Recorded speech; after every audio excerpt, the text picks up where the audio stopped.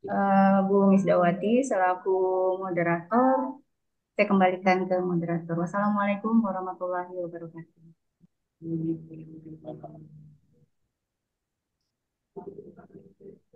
Baik, terima kasih pada Bu Wiwin yang telah memberikan kata sambutan untuk pembukaan pada hari ini yaitu webinar Kombel IPA dengan judul Refleksi pada Pembelajaran yang mana eh, materinya akan disampaikan oleh Ibu Ernita. Kepada Ibu Ernita kami persilakan. Terima kasih Bu Misda sebagai moderator. Selamat siang. Assalamualaikum warahmatullahi wabarakatuh. Untuk guru tetra yang hebat semuanya dan undangan yang hadir dalam webinar kali ini. Izinkan saya untuk menyampaikan materi refleksi dalam pembelajaran. Sebenarnya materi ini sebenarnya saya juga nggak menguasai sebenarnya, tapi akan saya coba untuk menyampaikannya. Izin saya share materi, eh, belum masuk, Miss.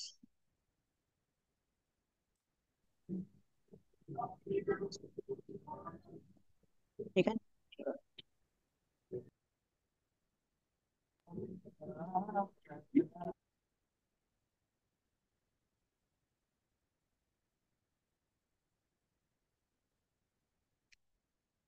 Nah, ini judul hari ini webinarnya adalah refleksi diri dalam pembelajaran. Nah, ini akan saya sampaikan mewakili dari Kombel IPA SMA Negeri 4 Pontianak. Di webinar ini saya harap kita cuman sharing pengalaman dan boleh kita tukar pikiran, tanya jawab atau curhat lah gitu. Kita mulai yang pertama. Apa itu refleksi? Refleksi adalah proses eh, in- introspeksi di mana seseorang mempertimbangkan dan mengevaluasi pengalaman, tindakan, dan pemikiran. Dan ini melibatkan pemikiran kritis terhadap diri sendiri untuk memahami diri dan pengaruhnya terhadap lingkungan sekitar. Jadi ini kan sebenarnya kegiatan ini kita lakukan setelah kita melakukan atau memberikan pembelajaran di dalam kelas. Setelah kita mendapatkan eh, masalah atau apa yang terjadi pada saat kita memberikan materi di dalam kelas. Nah, apa segala segala sesuatu yang terjadi itu kita sebenarnya udah sering kita lakukan untuk dalam bentuk penulisan buku harian kita di buku kerja kita ada di dalam jurnal pembelajaran atau catatan khusus. Nah, sebenarnya udah kita lakukan tapi tidak terdokumentasi selama ini. Termasuk saya juga tidak terdokumentasi dengan baik. Nah, itu kita harus buat dalam pembelajaran itu kita memang harus membuat refleksinya. Kita lanjutkan. Nah, mengapa refleksi itu penting? Refleksi diri itu penting karena memungkinkan seseorang untuk memahami diri sendiri atau dengan lebih baik mengenal kekuatan dan kelemahan serta memperbaiki diri. Nah, terus jadi kita akan tahu kelemahan kita apa dalam pembelajaran itu. Mungkin kita lemah dalam media pembelajaran atau model pembelajaran atau metode yang kita lakukan hanya monoton aja, serama aja. Nah, kan kita harus memperbaiki diri kita sendiri supaya siswa kita juga tertarik dalam pembelajaran yang kita lakukan. Nah, itu kita memahami diri kita sendiri, bukan kita merasa eh, kita ini guru yang udah paling hebat. Itu saya rasa itu dan kita semua juga tahu bahwa kita ini guru juga kan belajar sepanjang hayat. Dan lalu Mengapa itu penting? Dengan merefleksi tindakan dan keputusan seseorang dapat belajar dari pengalaman, baik yang positif maupun negatif, dan membuat perbaikan ke depannya. Setelah kita, jadi setelah kita mengetahui kekurangan kita, eh, atau kelebihan kita, baik yang positif maupun yang negatif, ibaratnya tindakan kita dalam pembelajaran. Nah, gimana kita harus memperbaikinya supaya pembelajaran kita juga menarik, eh, dan anak suka mengikuti pembelajaran kita. Nah, itu pentingnya refleksi. Lanjut. Nah, sekarang refleksi dalam pembelajaran itu dalam bentuk apa aja gitu. Nah, refleksi itu adalah istilah berkaitan dengan pembelajaran di kelas antara guru dan murid. Jadi refleksi itu bukan hanya guru yang harus membuat, tapi siswa juga harus membuat gitu loh. Terus dalam refleksi, pembelajaran merupakan salah satu kegiatan pembelajaran di mana siswa memberi umpan balik terhadap guru terhadap kegiatan pembelajaran yang sudah dilakukan. Ya, tadi saya bilang refleksi itu bukan milik guru aja, tapi milik siswanya. Dan kita juga harus siap dibilang sama guru, sama muridnya, "Pak, pembelajaran ibu membosankan. Pembelajaran ibu monoton begitu-gitu aja. Ibu taunya cuma bikin LKPD aja, ibu ngasih tugas aja." Nah, itu adalah refleksi dari siswa. Dan itu kita harus terima. Karena itu kekurangan kita. Nah, gimana kita memperbaiki? Nah, itulah perlunya refleksi. Refleksi pembelajaran bisa dilakukan dalam bentuk penilaian tertulis, lisan, yang dilakukan oleh siswa untuk guru, dan guru untuk siswa, guna mengekspresikan kesan konstruksi, harapan, serta kritik terhadap proses pembelajaran. Jadi kan kok refleksi ini kita dengan siswa juga sama-sama bisa, kita juga bisa merefleksi tingkah siswa. Jadi bukan kita mengkritik siswanya aja, tapi siswa juga bisa mengkritik kita. Ah, Ibu besok ngajarnya harus segini ya, Bu. Kalau misalnya kita kasih pelajaran yang pakai model yang menyenangkan dia. Oh, besok belajarnya begini lagi ya, Bu. Nah, atau belajarnya seperti ini ya, Pak. Gimana perangkatnya? Ya kita harus susun sesuai dengan yang keinginan siswa. Nah, kan kita kan sekarang kan di SMA 4 sudah menjalankan IKM atau kurikulum merdeka. Nah, merdekanya kan bukan merdeka hore kita merdeka, enggak. Merdekanya itu kan kita harus mengikuti karakteristik siswa kita sendiri. Mulai dari gaya belajarnya, terus keinginan dia belajar seperti apa, kan gitu. Nah, kita harus tahu. Jadi ada proses timbang balik. Jadi siswa bisa menilai kita, kita bukan hanya kita yang bisa menilai siswa. Nah, itu saya rasa kita harus menerima apapun pendapat siswa. Nah, dalam refleksi dalam pembelajaran itu berguna atau manfaatnya adalah untuk guru itu untuk meninjau suatu kelompok atau kelas yang menggambarkan situasi atau kondisi dari sebuah kelas serta guru bisa mengetahui potensi setiap individu dan murid di dalam kelas tersebut. Jadi dengan itu guru dapat meningkatkan kegiatan evaluasi berlanjut dan berjenjang. Jadi kalau kita udah tahu, oh di kelas misalnya saya ngajar di kelas saya sendiri di kesehatan tua, ini contohnya, eh, ada anak yang 3 orang itu tidak pernah ikut pelajaran saya sama sekali sampai saat ini. Apa yang saya lakukan? Ya pasti saya akan lakukan, pasti saya akan merefleksi kenapa dia nggak mau pelajaran saya gitu. Dan saya harus cari di mana sih salah saya, kenapa mereka menolak saya? Itu anak saya sendiri. Ternyata memang anak itu dari kelas 10-nya memang sering bermasalah gitu. Dan saya tidak pernah mengajar mereka gitu. Sekarang ini saya bina kembali. Nah, hari ini dia sudah mulai masuk. Nah, kita kan bisa melakukannya. Terus yang kedua, manfaatnya bagi murid apa?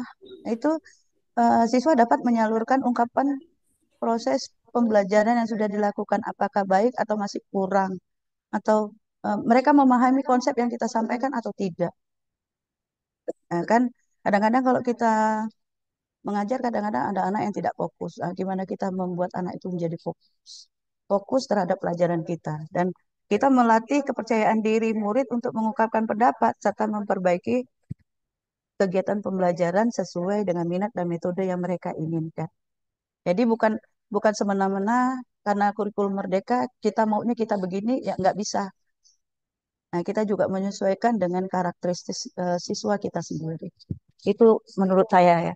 Karena selama saya ngajar di kurikulum merdeka ini tahun kedua, eh, banyak mereka termasuk di kelas 10 yang lalu, mereka protes ke saya. Karena mereka kebablasan dengan merdeka yang mereka inginkan. Dia menyampaikan ke saya, Bu, saya mengerjakan tugasnya, terserah saya kapan saya mau mengumpulkannya. Sedangkan kalau kita kasih penilaian, setiap pertemuan di Merdeka itu kan ada penilaiannya. Nah, kalau dia mengumpulkan mau-mau dia, kata dia merdeka, ya kita harus perbaiki. Itu, itu udah banyak, Bu. Jadi, Pak, jadi eh, mereka selalu bilang, Bu Ernita tuh kerjaannya ngasih LKPD online. Nggak ada yang lain kah? Gitu. Nah, kami nggak mau, kami maunya belajarnya tidur. Gitu. Jadi banyak, Bu, Pak. Jadi mereka berpendapat tuh merdeka itu mereka belajar bisa semaunya mereka. Jadi gimana sekarang ini kita memperbaiki mindset siswa kita bahwa kurikulum merdeka bukan merdeka semaunya. Itu saya rasa. Hmm. Sekarang kita lihat tujuan dari refleksi dalam pembelajaran. Yang pertama itu mengetahui minat dan kebutuhan para siswa. Jadi dalam mengetahui minat, kita juga mengukur penerapan model, metode, strategi, teknik pembelajaran terhadap tingkat keberhasilan yang telah dilakukan, Bu. Jadi kan eh, di kurikulum ini kan Merdeka ini menginginkan guru itu menerapkan model-model pembelajaran yang interaktif. Tapi kembali lagi kepada gurunya sendiri, termasuk diri saya mungkin juga masih rasanya malas untuk mengembangkan diri kita untuk merubah mindset bahwa kita ngajar itu menyiapkan media atau model pembelajaran itu meribetkan. Salah satunya mungkin kayak di Tetra ini kan selalu terjadi perebutan pemakaian apa kayak infokus. Jadi makanya tidak semua guru bisa menggunakan media. Sebenarnya media itu tidak harus pakai yang elektronik juga sih, gitu. Tapi gimana kita mau menyesuaikan juga kan memerlukan waktu. Jadi itu. Terus yang selanjutnya adalah mengidentifikasi dan mengevaluasi apa yang guru telah lakukan dalam penyampaian materi dan penguasaan kelas. Jadi eh, setelah habis pembelajaran yang kita lakukan, kita harus merefleksi apakah yang kita kasihkan ke siswa itu sudah sesuai atau belum.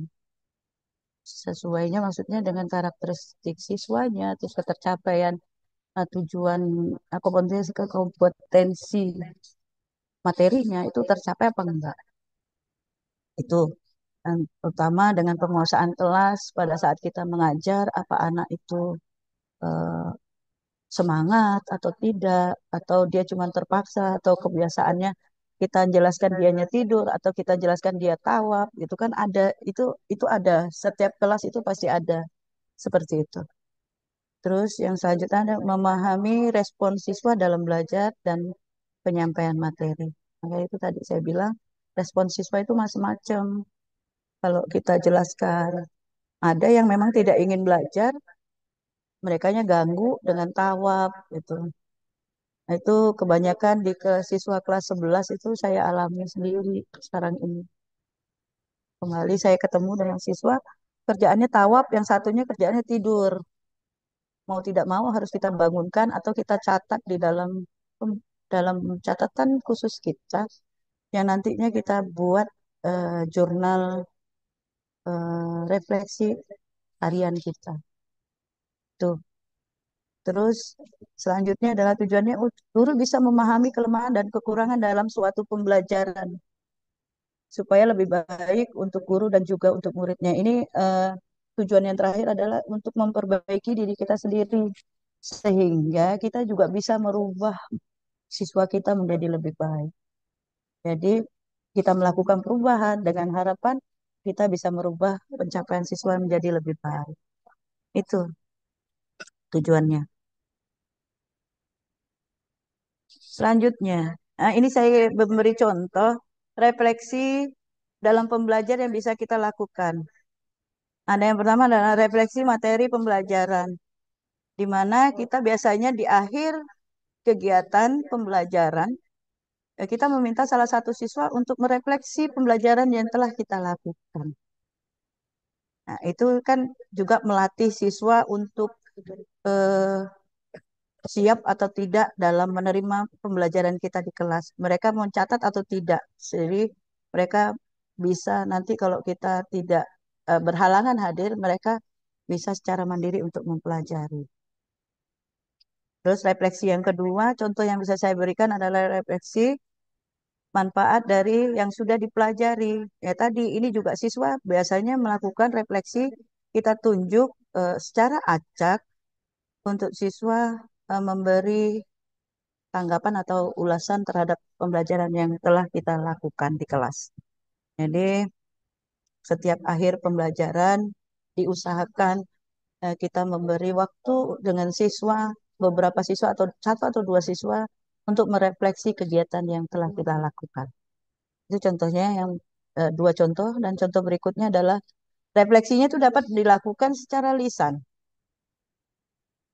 Jadi bukan hanya kita membuat jurnal atau buku harian, siswa juga bisa membuat buku jurnalnya.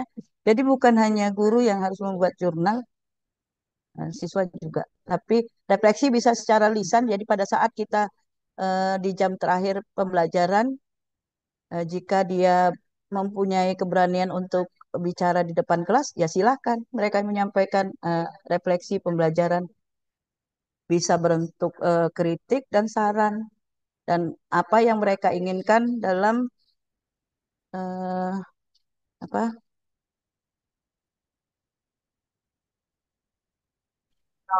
hmm, penyampaian materi yang telah kita lakukan. Nah, yang banyak yang sekarang dituntut adalah sekarang refleksi dengan jurnal pembelajaran. Di buku kerja yang punya Tetra kan juga ada di belakangnya catatannya, tapi tulisannya kan catatan khusus dalam pembelajaran gitu. Tapi kebanyakan gurunya kosong semuanya, enggak tuh, termasuk saya, cuman saya tempel pakai sticky note, tidak saya pindahkan. Nah, siswa ini kejadiannya ini kejadiannya ini, dan cara kita menangani seperti apa atau mitigasinya seperti apa.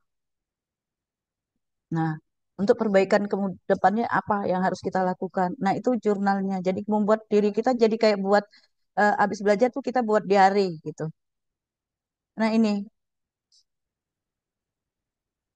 terus contoh refleksi lagi adalah refleksi untuk meningkatkan belajar ke depan. Yaitu refleksi yang kita lakukan adalah refleksi yang untuk mengubah perilaku kita sebagai guru dalam memberi materi atau merubah perilaku siswa dalam menerima pembelajaran kita.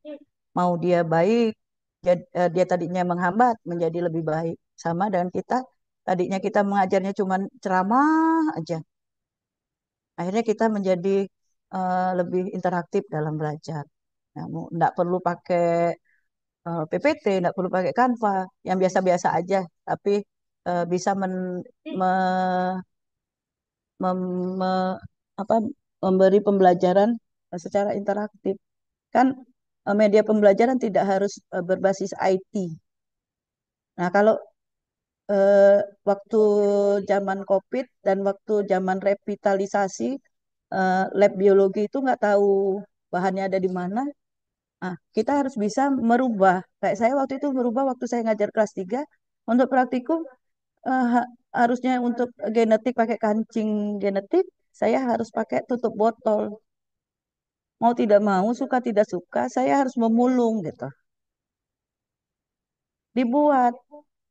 Kalau tidak sempat kita mewarnai, ya kita tempel kertas warna yang pakai itu. Di mana kita mau supaya anak bisa belajar dan tercapai tujuan yang ingin kita capai dalam materi tersebut kayak genetika. Itu.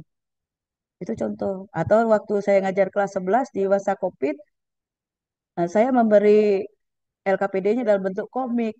supaya dia nggak bosen. Ngajar ngajar online dengan ngajar tatap muka ya sama. Kadang-kadang siswa juga bosan, ah, itu doang gitu. Tapi kalau kalau kita memberi dengan kita rubah medianya yang kita sajikan, ya, insya Allah pasti anak juga pasti ikut berubah. Jadi misalnya saya kasih perintahnya dalam bentuk komik dan dia harus mengembalikan ke saya dalam bentuk video dalam penyusunan komik. Bisa seperti itu. Tapi kita harus ajarkan dulu. Siap nggak anak kita? Tuh. Itu terus kita refleksi yang terakhir adalah refleksi metode pembelajaran atau metode belajar. Jadi kita harus melihat metode yang kita gunakan sesuai enggak dengan karakteristik anak. Kalau anaknya aktif yang banyaknya psikomotorik, berarti kita harus mengarahkan dia untuk ke lapangan. Atau kita belajarnya dengan lingkungan di luar. Nggak harus di dalam kelas. Kalau di dalam kelas nanti dia bikin hal. Jadi dia tawap-tawap terus gitu. Nah, itu contoh dari refleksi yang bisa kita lakukan dalam pembelajaran. Itu contoh dari biologi ya. Karena kalau anak udah mulai bosan ya, saya harus ngajarnya di lapangan. Ya harus alam kita harus ngajarkan mereka sesuai apa enggak. Terus ada tiga hal penting yang perlu diperhatikan dalam berefleksi. Nah, kita harus berdialog dengan diri kita sendiri. Itu yang pertama. Apa sih diri kita yang kurang? Kenapa sih anak kita eh, disuruh ngumpulkan tugas banyak banyak alasannya gitu. Misalnya kayak saya untuk TP1, saya suruh gambarnya cuma satu dan hari itu gambarnya satu atau dua, kumpulkan lewat Drive. Mereka aja kadang-kadang sampai saat ini yang TP1-nya itu belum diselesaikan gitu. Belum diselesaikan sampai saat ini. Ya saya harus kasih ultimatum, kapan kamu mau menyelesaikan? Saya sudah ngoreksi drive kamu kosong sama sekali. Gitu. Nah, yang kedua adalah jujur dan terbuka mengakui. Mengakui apa? Mengakui kekurangan kita. Jujur, harus terbuka sama siswa. Nggak perlu malu, Bu. Kalau saya sih terus terang aja, kalau saya memang tidak memahami, saya bilang, saya pelajari dulu ya, Nak. Nanti saya takutnya miskonsepsi untuk ke kamu. Kalau dia bertanyanya lebih eh, tingkatnya di atas pengetahuan yang saya punya. Itu saya harus mencarinya. Kasih waktu saya, besok saya akan jawabnya. Nah, kali ini saya belum bisa jawabnya, Nak. Itu kalau saya. Nah, jadi kita harus berani mengakui, jujur kita mengakui bahwa kita itu nggak bisa. Guru itu kan nggak selalu harus bisa. Kita juga bisa belajar dari siswa kita sendiri. Kalau siswa kita lebih bisa, ya kita acungkan dan kita kasih apresiasi ke siswa tersebut. Bukan merasa, ih anak itu kok jatuhkan muka saya di depan orang ramai. Enggak juga sih. Tuh. Terus yang ketiga adalah mendokumentasikan prosesnya. Jadi kita merefleksikan, kita dokumentasikan. Nah, saya bilang, kita ngajar nih kan bukan kita ngasih materi harus ceramah aja, tapi kan kita yang sekarang paradigma baru dalam pembelajaran adalah guru ada sebagai fasilitator dan kita memfasilitasi mereka pengetahuan, informasi, selebihnya mereka harus menggalinya sendiri informasi itu seperti apa. Mereka kesulitan baru kita bantu itu dan kita selama proses kan kita melihat anak dengan lembar penilaian di tangan kita. Catatan itu udah pasti itu. Kalau lihat di daftar nilai atau di buku kerja saya full dengan sticky note, full nama-nama siapa yang saya tulis dengan kelakuan yang positif, kelakuan yang negatif dalam pelajaran saya. Nah, itu pasti ada tertulis di situ. Nah, itu nanti akan saya rubah dari sticky note itu menjadi jurnal. Nanti kita lihat hasilnya di berikutnya. Nah, refleksi diri yang dapat diterapkan dalam pembelajaran. Ini ini saya kutip dari PMM ya, dari modul yang berada di PMM. Itu ada dua, melatih regulasi diri dan membuat buku harian refleksi. Kalau saya secara pribadi eh, membuat buku harian refleksi. Tuh, jadi kita lihat dulu yang pertama. Eh, Yang pertama, apa itu regulasi diri? Regulasi diri adalah kemampuan individu dalam mengatur, mengontrol, memperbaiki diri untuk mencapai tujuan yang ingin dicapai. Nah, ini eh, diri kita sebagai guru ya kita harus meregulasi diri kita sendiri, baik dari pengetahuan kita secara materi atau media yang kita gunakan, terus penguasaan kelas kita seperti apa. Nah, ini tujuan regulasi diri, meningkatkan kemampuan individu, mendapatkan rasa kontrol atas perilaku dan kehidupannya, bisa bertahan dalam toleransi dan keadaan sulit. Jadi, diharapkan kita bisa meregulasi diri kita, ya kita menambah kompetensi kita sebagai guru secara profesional, terus kita bisa mengendalikan kontrol atas perilaku kehidupan kita sendiri, dan kita bisa bertahan dalam keadaan sulit. Bertahan dalam keadaan sulit itu kan siswa yang kita ajar itu kan full dengan karakter yang berbeda. Kita ngajar kan masing-masing mungkin kayak saya ngajar 7 kelas. 7 kelas kali 35 orang. Itu kan full dengan karakter mereka masing-masing yang dibawa dari tempatnya. Jadi ya itu kita harus terima kesulitan kita. Bentuk dari regulasi diri itu ada dua, regulasi kognitif itu yang berhubungan dengan proses pemrosesan suatu informasi berkaitan macam jenis kegiatan kognitif, misalnya pengetahuan. Jadi pengetahuan kita yang harus kita regulasi. Ah, pengetahuan kita udah update apa belum sih gitu. Kayak biologi kan harus update setiap saat gitu. Ada perubahan sedikit, misalnya di klasifikasi setiap saat itu akan berubah. Kata aja bisa berubah. Tadinya katanya masuk di kelas A, akhirnya pindah ke kelas B. Kenapa? Karena tadi dia mengalami mutasi. Kayak virus juga gitu. Nah, ini saya kasih contohnya karena kita di pelajaran IPA saya nggak bisa ngasih pelajaran lain, saya nggak bisa ngasih contohnya, nggak bingung saya nanti kalau harus suruh update-nya apa gitu. Kalau matematika update-nya apa saya nggak tahu gitu. Jadi saya cuma ngasih tahunya. Nah, itulah yang harus kita eh, ikut kekiniannya apa, yang lagi viral apa. Misalnya lagi viral illegal logging, ya kita ikutin. Nah, kita belajar untuk regulasi, merubah, mengupdate atau mengupgrade pengetahuan kita. Jadi bukan di tempat aja, enggak. Terus regulasi yang kedua adalah regulasi emosi, proses pengendalian emosi secara sadar dan tidak sadar bertujuan, ekspresi emosi ditunjukkan sesuai dengan lingkungan sekitar. Nah, sekarang ini ibaratnya regulasi emosi itu kita harus mengetahui, kita harus punya kecerdasan emosional sendiri sih sebenarnya. Jadi eh, mungkin kalau dulu Ernita itu orangnya pemarah ya, selalu bisa berantem naik marah di depan anak itu semau-mau gitu. Tapi dengan bertambahnya usia, saya meregulasi diri saya bahwa saya tidak bisa seperti itu lagi karena anaknya juga udah berbeda, nggak bisa kita kerasin gitu. Nah, itu regulasi emosi bagaimana kita harus mengendalikan diri kita dalam menghadapi kesulitan atau kebandelan siswa kita supaya untuk maju bareng-bareng dan tidak akan ada yang tersakiti gitu. Jadi seperti itu. Terus, nah ini fase dari regulasi diri. Ada fase awal, fase aksi, dan fase refleksi. Ini dalam kita membuat regulasi diri itu kita buat seperti ini ada fasenya. Sekarang kita masuk ke fase awalnya.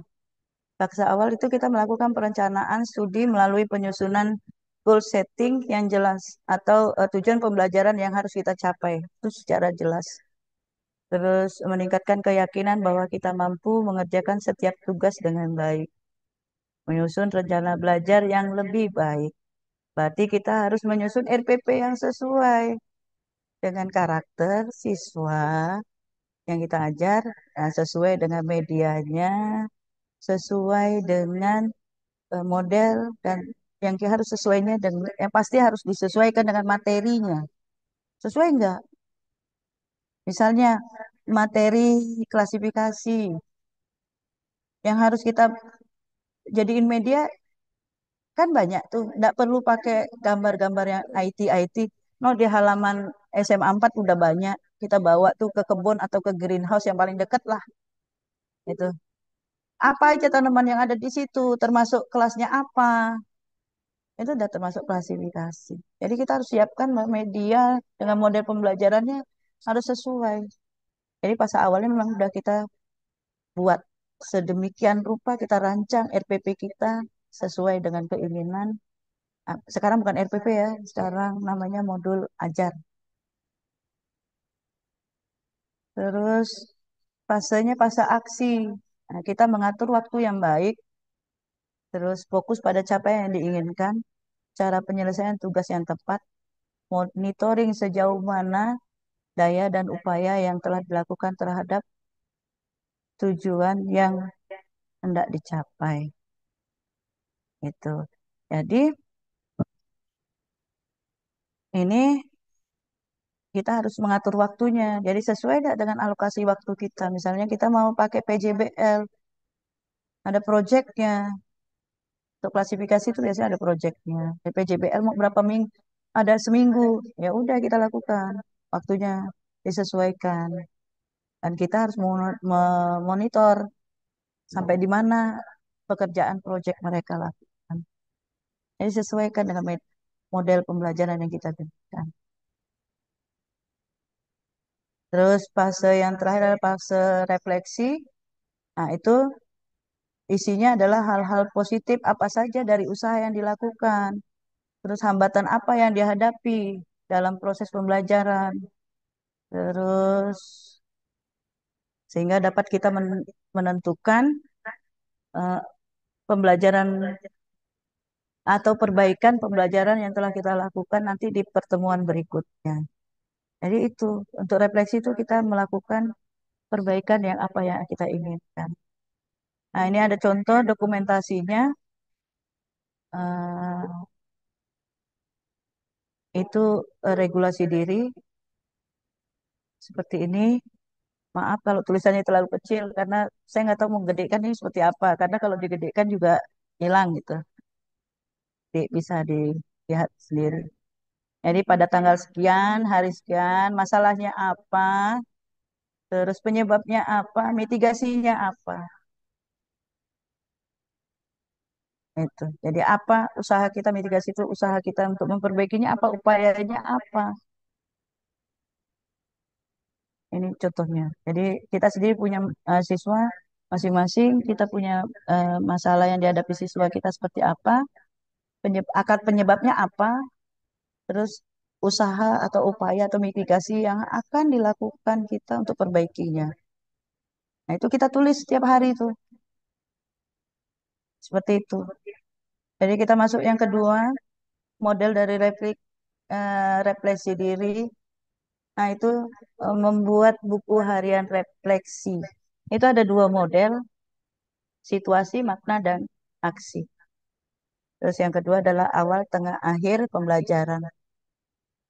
Kita masuk yang pertama, model refleksi, situasi, makna, dan aksi. Ini ada contoh yang sudah jadi, saya lakukan untuk mana dia kok nggak keluar ya? Kok nggak keluar ya Bu Misda? Gambarnya nggak keluar ya? Ntar ya. Saya bukan gambar ininya. Ininya. Di sininya keluar tapi kok ini nggak mau ya? Bisa nggak?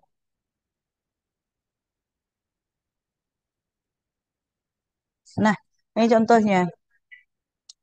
Di tahap situasi itu kita melihat eh, kesulitan apa yang dihadapi oleh siswa kita. Kendalanya kenapa? Itu yang kita lihat di tahap awal. Kalau yang situasi, makna, dan aksi. Itu. Misalnya kesulitan siswa kita untuk memahami pembelajaran. Mungkin saya terlalu cepat penyampaian materinya. Kenapa terus eh, apa yang jadi kendalanya? Nggak ngerti Bu, terlalu cepat atau konsepnya terlalu berat untuk siswa. Jadi penyajian ini kita seperti apa supaya siswa itu mengerti dengan konsep yang kita sajikan. Nah, terus yang kedua itu di kolom yang namanya makna. Makna itu biasanya berisikan pembelajaran apa yang kita dapat dari kesulitan siswa itu. Nah, ini pembelajarannya apa? Oh, ternyata siswa kita ini atau siswa saya ini eh, keberatan dengan atau kesulitan dalam memahami konsep klasifikasi terlalu atau terlalu cepat dalam materi yang saya berikan. Nah, dia agak sulit untuk itu mengenalnya, untuk menyelesaikan tugas yang mereka selesaikan. Nah, di tahap yang aksi, itu gimana kita memperbaikinya untuk pembelajaran yang ke depannya. Mungkin kita menggunakan media pembelajaran atau PPT dalam bentuk PPT atau video pembelajaran yang kita kalau kita nggak bisa dapatkan infokus di SMA 4 kan banyak tuh yang pakai dan gurunya juga banyak tidak dapat kebagiannya berarti siswanya dibagikan dalam bentuk link-link yang kita bisa oh ini loh materinya bisa dipelajari dari sini loh. Nah, ini ada videonya kita buat video pembelajaran yang sehingga bisa memudahkan siswa untuk belajar dari materi yang kita berikan. Atau nanti di keduanya eh,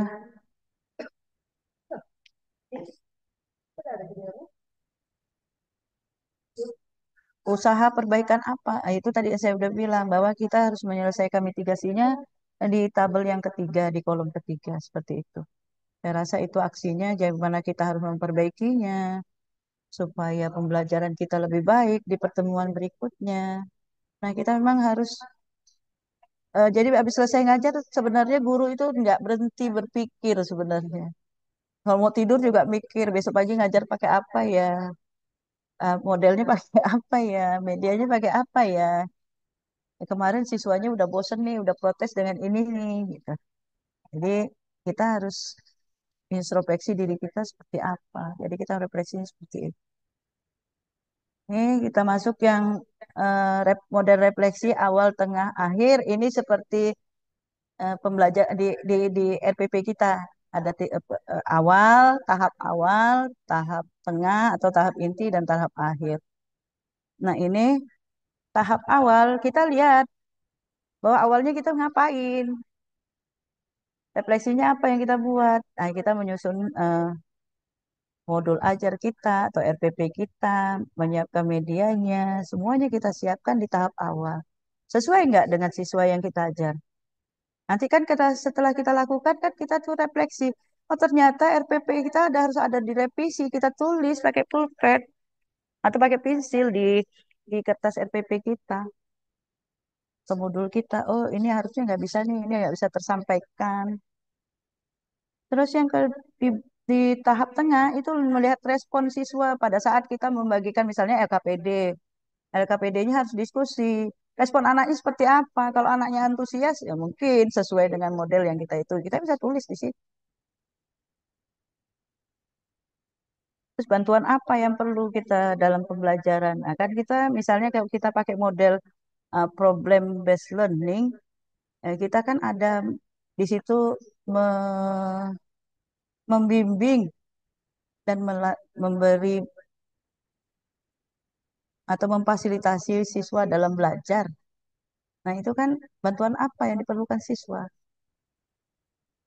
Nah, pada saat diskusi dia perlu perlu kita jelaskan kembali per kelompok ya kita lakukan. Nah, itu refleksi yang harus kita lakukan. Nah, untuk tahap eh, akhir itu usulan atau usaha yang tidak terpenuhi pada saat kita pembelajaran di buku kerja kita ada tuh di belakang situ tercapai atau tidak tercapai gitu. Nah, itu usahanya di situ. Nah, di sini kan tapi ditulis secara narasi. Terus usaha yang memang belum tercapai Kalau tidak tercapai itu udah pasti melenceng dari apa yang kita susun, tidak sesuai dengan karakteristik siswa kita. Berarti ada yang tidak tercapai. Terus perbaikan yang akan dilakukan untuk eh, perbaikan pembelajaran yang kita lakukan di pertemuan berikutnya itu udah harus kita buat. Terus kita harus melihat juga di tahap akhir ada tercapai enggak tujuan pembelajaran kita. Nah, kan kita kalau di awal kan kita pasti menyampaikan tujuan pembelajaran yang akan dicapai. Di akhir kita harus melihat tercapai enggak. Kalau enggak tercapai, di sebelah mana yang harus kita tidak tercapainya.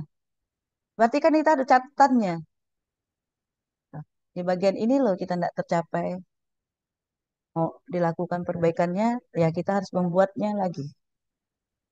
Nah, kalau kita enggak itu ya berarti kita harus bekerja sama dengan rekan serumpun atau yang guru senior gitu ya. Lebih senior yang mungkin lebih memahami. Itu saya rasa contoh refleksinya dan dari dari pembahasan ini saya dapat membuat kesimpulan bahwa refleksi diri adalah alat yang kuat bagi pendidik untuk meningkatkan diri dan pengalaman belajar siswa. Yang kedua, dengan menggunakan refleksi secara teratur, pendidik dapat terus berkembang dan memberikan dampak positif dalam dunia pendidikan. Itu saya rasa yang bisa saya sampaikan. Saya mohon maaf eh, kalau banyak kurangnya dan banyak salahnya dalam penjelasan saya. Saya rasa itu aja yang saya bisa sampaikan. Eh, Jika memang ada saran atau sharing yang bisa diberikan, kita bisa berbagi di sini. Saya rasa cukup sekian. Terima kasih. Assalamualaikum warahmatullahi wabarakatuh. Selamat siang. Waalaikumsalam warahmatullahi wabarakatuh. Warahmatullahi wabarakatuh. Baik, baik, terima kasih Bu Ernita yang telah memaparkan materi terkait refleksi, yang mana refleksi ini sangat penting sekali, khususnya bagi kita pendidik, karena dengan adanya refleksi ini kita bisa mengetahui kekurangan kita apa pada dalam saat proses pembelajaran.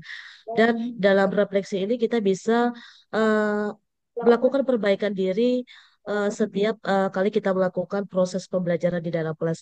Baik, Bapak Ibu, mungkin ada yang ingin ditanyakan, eh, kami persilahkan. Jangan nanya, saran.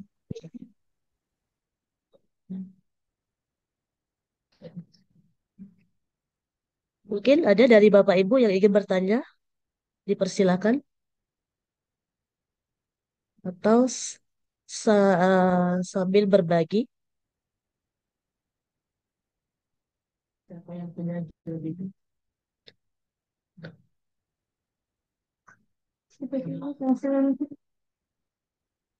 Sudah ada ya? Dengar suara.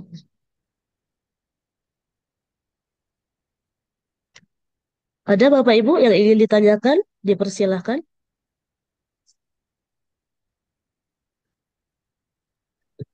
Izin Bu Misdah, itu Ya. Bu Neneng mau bertanya. Oke.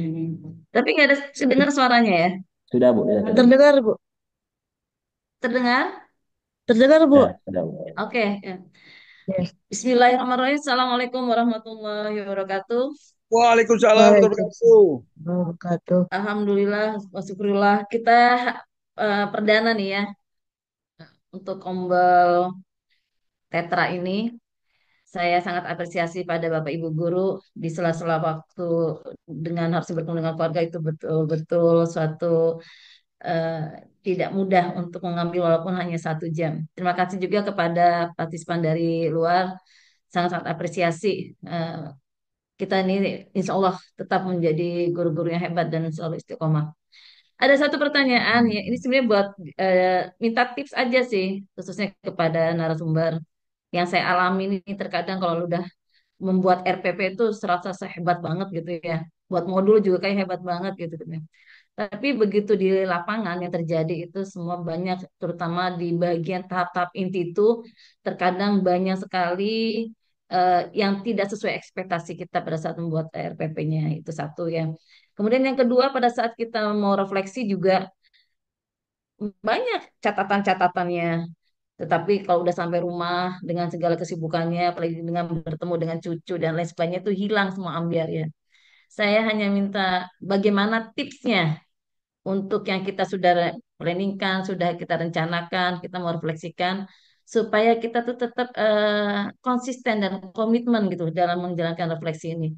Karena semua yang tadi dijabarkan oleh Bu Ernita itu luar biasa, dan itu memang seyogianya kita sejatinya sebagai seorang guru memang harus selalu refleksi. Baik kita secara sadar kita sendiri-sendiri, evadir, ataupun dari siswa.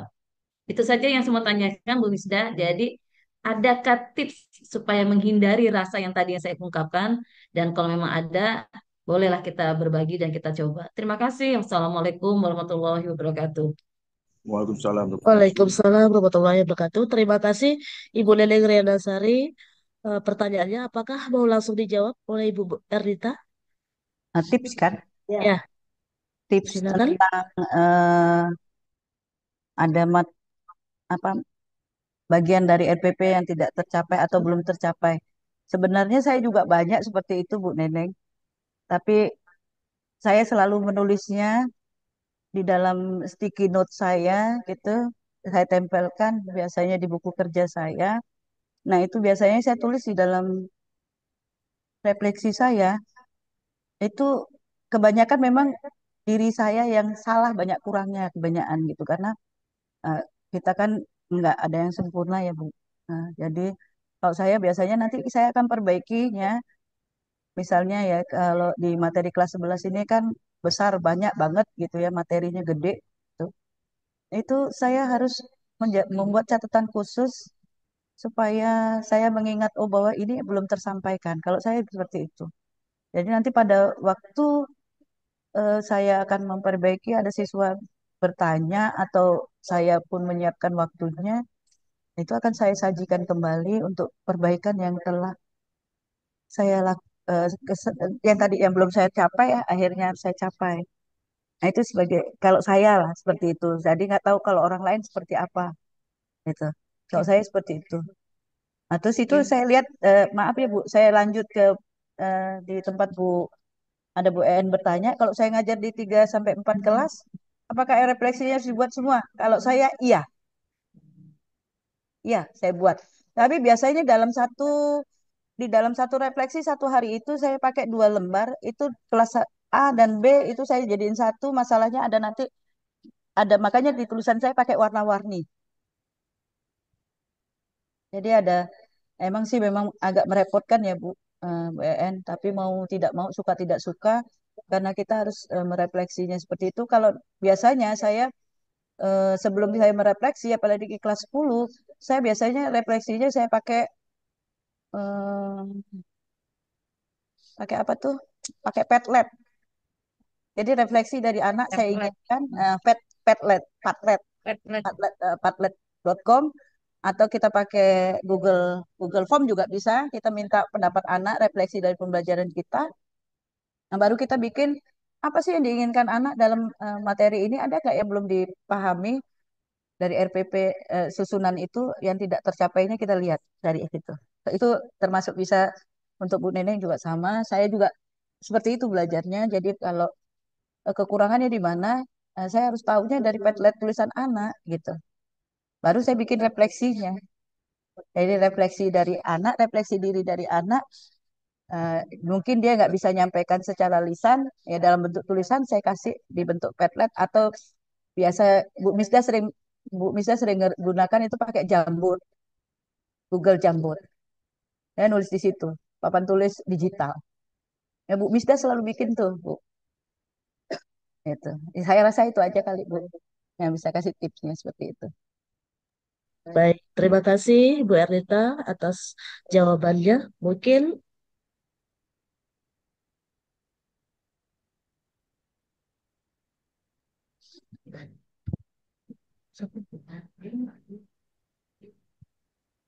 adakah Bapak Ibu lagi yang ingin ditanyakan? Izin Bu Misda, tadi Ya. ada Ya, Pak Ahmad Juliansyah, RSN. ya, ya. Pak Juliansa, silakan pertanyaannya Pak. Baik, terima kasih Bu. Assalamualaikum warahmatullahi wabarakatuh. Waalaikumsalam. Warahmatullahi wabarakatuh.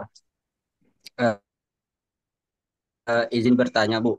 Di sini saya sebagai guru baru kan pengalaman baru Bu juga bagi saya. Kemudian saya ingin mempertanyakan bagaimana kita sebagai seorang guru ini menyelaraskan minat belajar siswa ini. Terkadang setiap siswa ini minat belajarnya beda-beda, Bu. Dalam satu kelas tuh pasti beda-beda minat belajarnya. Ada yang pengen seperti ini, ada yang pengen seperti ini dan seperti itu. Jadi bagaimana kita bisa menyelaraskan bisa menyamakan minat belajar itu satu sama lain sehingga mereka merasa nyaman, tenang, dapat mengikuti pelajaran dengan baik, Bu. Itu saja yang saya tanyakan. Sekiranya kurang lebihnya mohon maaf. Wassalamualaikum warahmatullahi Baik, terima kasih Pak Juliansa. Waalaikumsalam. Baik, terima kasih Pak Juliansa atas pertanyaannya, yaitu bagaimana kita sebagai guru itu bisa menyelaraskan minat belajar siswa yang berbeda-beda agar dalam proses pembelajaran itu bisa berjalan dengan lancar. Bagaimana Bu Arita? Silakan dijawab. Kalau saya disuruh jawab juga saya bingung ya, karena memang siswa kita kan minat dengan gaya belajarnya berbeda. Makanya di kurikulum Merdeka ini kan kita harus membuat RPP yang sesuai dengan karakteristik siswa. Tapi kalau kita harus memenuhi semuanya, ya agak sulit juga sih Pak. Tapi setidaknya kita bisa meminimalisirnya. Jadi gimana kita harus membuatnya? Kita berada di tengah-tengah. Kadang-kadang kalau saya ada siswanya pengennya belajarnya di luar. Kan nggak mungkin setiap hari jam pelajarannya harus di luar. Saya juga harus melihat materinya yang bisa di luar yang di mana. Atau eh, pembelajarannya harus bisa dengan sambil bermain di dalam kelas. Tapi kita kan nggak mungkin setiap saat kita mengajarnya bermain, Pak. Gitu. Jadi kita harus sesuaikan dengan materi kita sendiri untuk kita supaya bisa memenuhi keinginan dan minat siswa itu untuk belajar. Kan tidak mungkin ya seperti misalnya saya di biologi, di klasifikasi. Anak tidak mungkin, Pak, apalagi klasifikasi misalnya tumbuhan. Ini tumbuhan udah banyak di sini nih, gitu kan? Nah, semuanya mudah-mudahan ada. Tapi kalau dulu dulu sih memang ada semua setiap divisi. Tapi sekarang saya nggak tahu. Nah, itu kan saya harus bawa keluar, Pak. Gak mungkin saya tahan di kelas atau tanamannya bawa ke kelas. Ah, bisa hancur semua, Pak, tanaman kok dibawa ke kelas, Pak. Dicabutin sama anak-anak. Nah, itu. Jadi sesuaikan dengan materinya, tapi tidak setiap saat itu bisa kita penuhi. Kita juga manusia, Pak. Kita ada capeknya, ada sakitnya. Ya, mau tidak mau, suka tidak suka, ya kita harus sesuaikan dengan kemampuan tubuh kita sendiri. Itu aja kali Pak Julian, saya yang bisa saya sampaikan. Jadi, nggak semuanya kita harus penuhi pada saat itu, tapi kita bisa berganti-ganti model yang kita gunakan. Itu aja saya rasa. Baik, terima kasih Bu Arita. Bagaimana Pak Juliansa? Bisa diterima jawabannya? Baik, terima kasih, Bu. Ya, sama-sama. Baik, Bapak Ibu, mungkin cukup sampai di sini, tapi sebelum ditutup nanti akan ada foto bersama dan ada sedikit tambahan dari Pak Muhammad Ridho kepada Pak Ridho, dipersilakan. Ya, makasih Bu Misdah. Jadi tadi Pak Pak Jul tadi nyinggung tentang minat ya. Jadi menambahkan sedikit. Jadi mungkin minat itu masuknya di kebutuhan belajar siswa. Gitu. Nah itu masuk di diferensiasi pembelajaran. Nah itu mungkin nanti dibahas lebih lanjut oleh Kombal IPS ya. Nanti Ya, kita lihat aja. ya, Dibahas lebih lanjut tentang diferensiasi pembelajaran. ya. Nah, nanti ada berkaitan dengan minat, apa yang kita lakukan terhadap minat siswa yang bervariasi itu. Terima kasih Bu Misda. Ya. Baik, terima kasih Pak Ridho atas tambahannya. Mungkin kita foto bersama terlebih dahulu sebelum Kombel ini ditutup untuk webinarnya. Mungkin Bapak Ibu bisa mengaktifkan kameranya masing-masing. Foto di mana, Bu? Inilah Pak. Ya, Di saya web kira ini dong Pak, di webinar. Masa Bapak kasih mampat? saya kira di studio. Saya saya belum ngasih nama nih.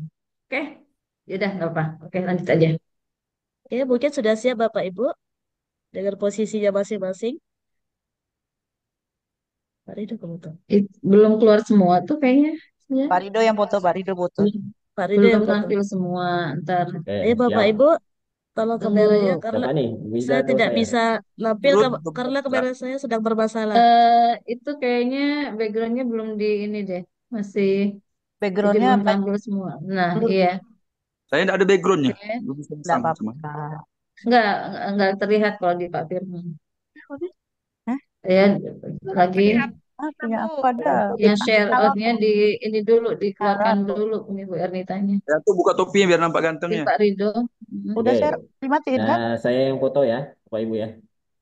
Ya, Di slide satu dulu. Senyum Oke, kah? senyum yang manis semuanya.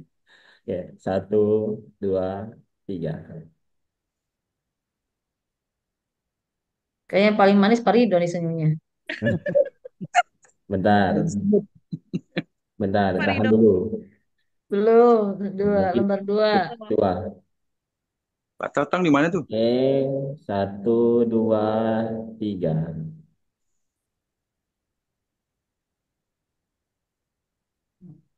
Bu Misda masih ketutup tuh. Nggak bisa Jadi, keluar, Bu. oh, Ini. Nggak bisa slide keluar tiga, kan? enggak, nah, ini nih, Ber- oke semua. bermasalah Bu. Off kan itunya. Eh, Buruta juga. Oke, Tapi tetap nggak bisa ya? Pak Yanto buka topinya. Izin gabung berdua, Pak. Kamera Boleh, juga bermasalah. boleh Pak Yanto, Macam boleh. bunga.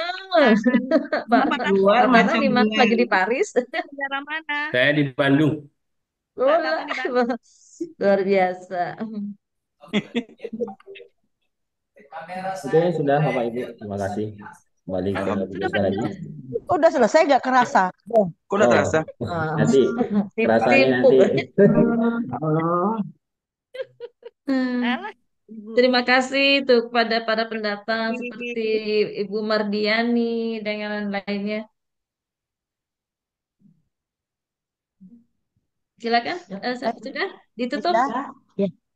Ya. Baik Bapak Ibu, terima kasih atas partisipasinya dalam webinar Kombel IPA yang pertama kali. Semoga apa yang disampaikan oleh Pak Bakari dapat bermanfaat untuk kita sebagai seorang pendidik dan tetap semangat. Baik, saya akhiri. Assalamualaikum warahmatullahi wabarakatuh. Waalaikumsalam Waalaikumsalam warahmatullahi warahmatullahi wabarakatuh. Waalaikumsalam Tetra bisa, warahmatullahi Petra Tetra Putra juara, Tetra juara, Tetra juara. pasti bisa. Pasti bisa. Hore. Hore. Hai Allah, Pak Irwin di sini ganteng banget. Selamat berlibur teman-teman. Bulan Desember mau ikut Izin tes ya. Link Terima presensi kasih. jangan lupa Silakan diisi Bapak Bapak Ibu Ibu. yang lain. Pak Rido saya ada Iya, sisi presensi juga iya. kan? Diisi semua, Bu. Oh ya, ini nanti sertifikatnya beda. Oke. Mana linknya? Bu Ernita sertifikatnya beda nanti. Kita kok wajah Berarti merah, saya Bu. nggak perlu presensi kan? Pak Rido, saya belum isi Pak Rido. Nah, isi dulu, isi dulu. Kita kok wajah merah. Linknya ada di chat tuh. Nanti Pak Rido saya udah kan? Nggak isi, nggak Isi dapat. dulu. Bernita kok Nanti wajahnya merah. dicek di email. Kalau Merah kan, seandainya Pak? di halaman Oh, utamanya tidak enggak, ada, mungkin ya aku coba cek di bagus. spam. Aduh gimana ini? Bu Wiwin. Iya, Bu Tribusari. Linknya apa kabar? Ada itu. mana? Apa kabar? Alhamdulillah. Baik saya. Udah, linknya dah. Di mana nih?